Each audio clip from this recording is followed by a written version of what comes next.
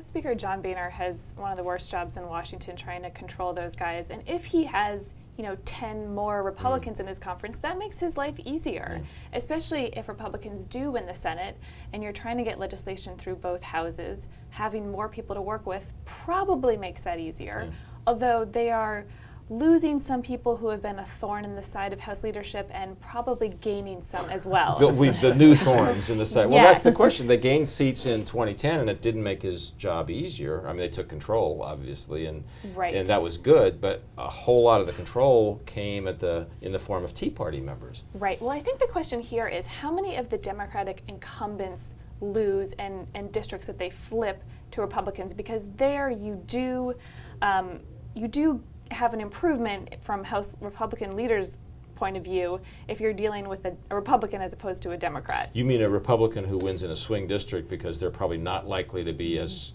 far hard over on the Tea Party agenda as some other people, and maybe more amenable to following the leadership. Right, exactly. Okay. So this might be a crop of people who are more likely to listen to John Boehner than some of their predecessors. Right. If you look at Minnesota in the 8th congressional district currently held by Rick Nolan, who can be a fairly progressive Democrat, if Stuart Mills, the Republican, wins there, he's more of a pro-business Republican, seemingly. I mean, you never know what happens when people end up in Congress, but he may not be the bomb thrower that some of these other guys are.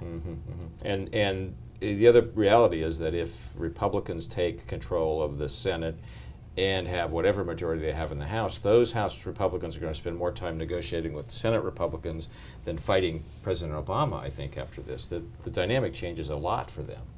Well, we will see how that actually shakes out. You're not so convinced. Or they could work together to fight. Well, you're right. That might be the But most they have likely always outcome. undercut themselves. I mean, it's been a small block of House Republicans that have Right. undercut the Speaker at every turn, and that has really hurt his leverage with the President, because the White House can kind of sit back and say, hey, John, you passed something, we'll deal with it, but until then, we don't want to talk about it.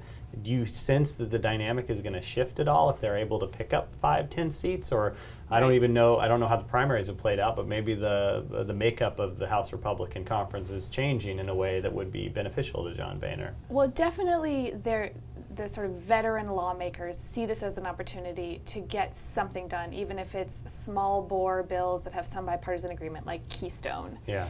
But there are still people in the House Republican Conference and people elected in the primaries who are going to want to be more aggressive than that. So how they're going to reconcile those two philosophies is not clear.